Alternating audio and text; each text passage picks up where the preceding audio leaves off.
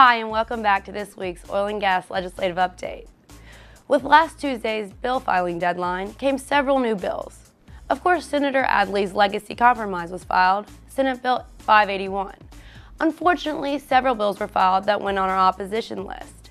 House Bills 1117 by Representative Johnson, which redefines usable drinking water.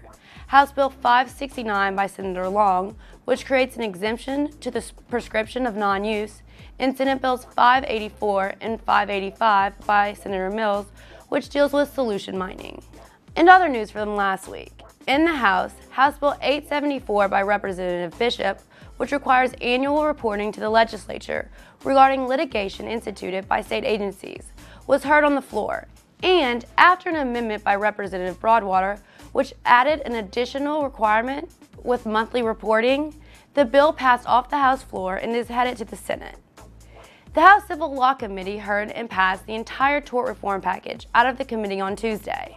The Governor's Flood Protection Authority bills were heard in the Senate. Senate Bill 547 by Senator Adley, which addresses disclosure in public contracts, passed out of the Senate Finance Committee and then off the Senate floor. And Senator Adley's Senate Bill 553, which clarifies the Flood Protection Authority as a state board, passed out of Senate Transportation Committee. Now to this week's legislative forecast. Tuesday in House Civil Law Committee, the following bills will be heard. House Bill 114 by Representative Connick extends the time period to file a lawsuit from 1 year to 2.